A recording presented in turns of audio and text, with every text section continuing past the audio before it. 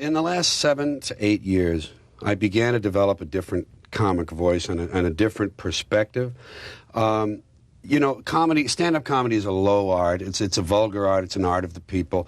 It's not. But it's an art. But it is an art. It has to do with interpreting the world as you see it, and then writing something, and then delivering it verbally.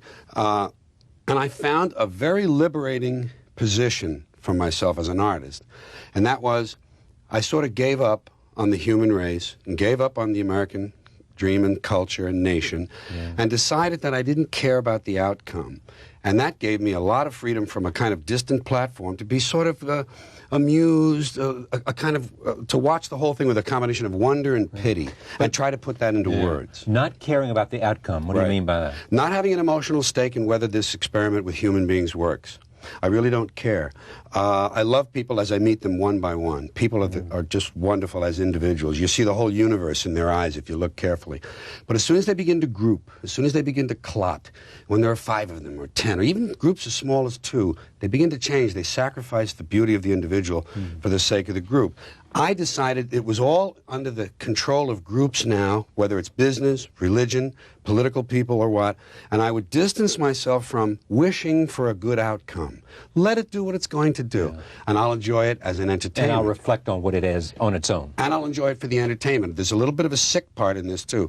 I root for the big comet. I root for the big asteroid to come and make things right. That's the way I put it. Stir things up. Yes, to get us back where we were before the first one came and knocked out these dinosaurs and let the ferrets grow up. We're talking about comets on this show tonight. I know it. And I'm rooting for that big one to come right through that hole in the ozone layer because I want to see it on CNN. See, I'm here for the entertainment, Charlie.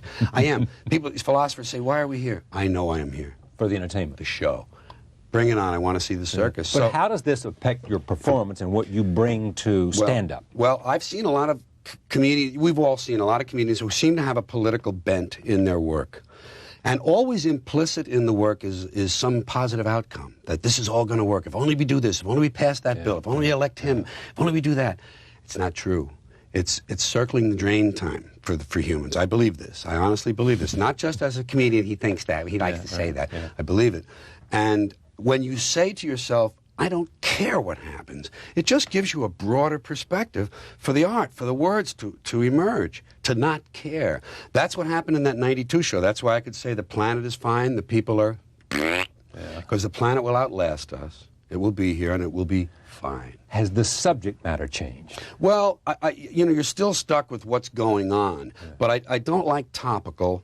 I don't like political humor. I don't mention politicians. In fact, I defend them in this particular show. Everyone is on their... Everyone is always making things... Politicians are bad. I defend them and blame it on the people. This is where it belongs. You get what you deserve? Yes, you get what you deserve, and you deserve what you get. And I have a slogan, the public sucks. And it works nicely, and people accept it. Not very enthusiastically, but they understand that it says we the people in that preamble. It doesn't say them the thises and those the that's. It says, hey. We got on this boat. And people who hate government are involved in a form of suicide because government is self-government. And if you hate the government, you hate yourself. And it's the same with the war against nature that mankind goes through. So I just said to myself, it's not going to get better, not in my lifetime. Let me enjoy this and get a little perverse about my commentary on it. I open what does perverse mean, though? Well, to look for where the people think the line is. The people have values, that these things, these amorphous things they call values, that they bring to the seat in the theater when they sit down.